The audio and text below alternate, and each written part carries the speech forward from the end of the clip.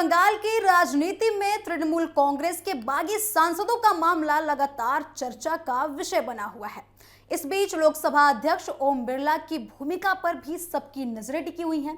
बागी सांसदों द्वारा एनसीपीआई में प्रस्तावित विलय और उन्हें अलग संसदीय समूह के रूप में मान्यता देने की मांग को लेकर कोई त्वरित फैसला नहीं लिया जाएगा। सूत्रों के अनुसार लोकसभा अध्यक्ष इस मामले में सभी पक्षों की बात सुनने और आवश्यक कानूनी परामर्श प्राप्त करने के बाद ही अंतिम निर्णय करेंगे।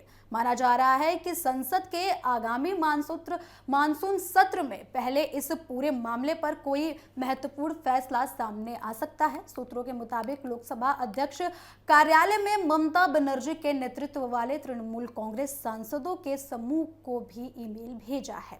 इसके तहत संबंधित सांसदों को बैठक के लिए आमंत्रित किया गया है ताकि उनकी राय और पक्ष को भी विस्तार से सुना जा सके। माना जा रहा है कि अध्यक्ष कार्यालय किसी भी निष्कर्ष पर पहुंचने से पहले सभी संबंधित पक्षों को अपनी बात रखने का अवसर देना चाहता है। संसदीय परंपरा और संवैधानिक प्रक्रियाओं को ध्यान में रखते हुए ये कदम महत्वपूर्ण माना जा रहा है। लोकसभा सचिवालय से जुड़े सूत्रों का कहना है कि बागी सांसदों की ओर से रखी गई मांग पर निर्णय लेने से पहले विस्तृत कानूनी राय प्राप्त की जानी चाहिए। इसके लिए केंद्रीय विधि मंत्रालय से लिखित सलाह मांगी जा सकती है। मंत्रालय वरिष्ठ कानूनी अधिकारियों और संवैधानिक विशेषज्ञों से परामर्श करने के बाद अपनी राय देगा। सूत्रों के अनुसार लिखित कानूनी राय लेने का उद्देश्य यह सुनिश्चित करना है कि लोकसभा अध्यक्ष का फैसला पूरी तरीके से संवैधानिक और कानूनी आधार पर टिका हो। यदि भविष्य में इस निर्णय को अदालत में चुनौती दी जाती है तो वे न्यायिक समीक्षा और कसौटी पर भी खरा उतर सके।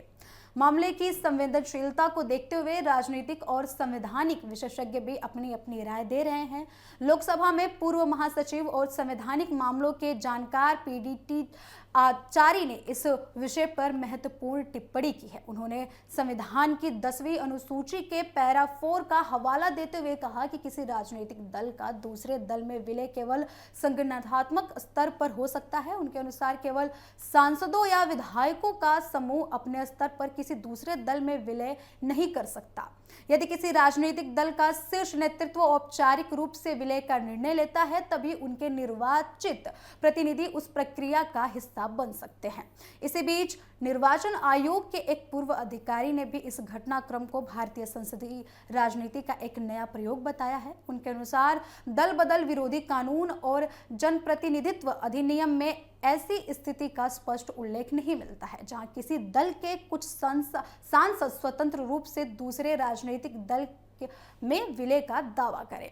उन्होंने कहा है कि मौजूदा घटनाक्रम कई कानूनी जटिलताओं को जन्म दे सकता है और इसकी वैधता को लेकर भविष्य में लंबी कानूनी प्रक्रिया भी देखने को मिल सकती है। पूर्व अधिकारी का मानना है कि यदि इस प्रकार के विलय को मान्यता दी जाती है तो इससे भविष्य में अन्य राजनीतिक दलों और संसदीय समूहों के लिए नई मिसाल बन सकती है। दूसरी ओर यदि इसे असंवैधानिक माना जाता है तो बागी सांसदों को दल बदलना कानून के तहत कार्रवाई का सामना करना भी पड़ सकता है। इसी कारण ये मामला केवल राजनीतिक नहीं बल्कि संवैधानिक महत्व का भी हिस्सा बन चुका है। राजनीतिक विश्लेषकों का मानना है कि लोकसभा अध्यक्ष के सामने सबसे बड़ी चुनौती ये सुनिश्चित करना है कि उनका फैसला न केवल राजनीतिक रूप से संतुलित हो बल्कि संवैधानिक रूप से भी मजबूत हो। संसद की गरिमा, दल बदल विरोधी कानून की भावना और लोकतांत्रिक मूल्यों को ध्यान में रखते हुए लिया गया है।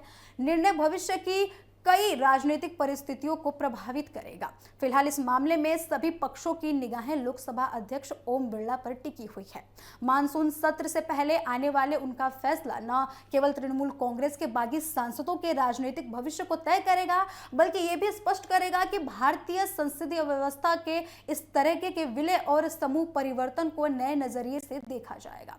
आने वाले दिनों में कानूनी राय, राजनीतिक तर्क और संवैधानिक व्याख्याएं इस पूरे मामले की दिशा तय करेंगी।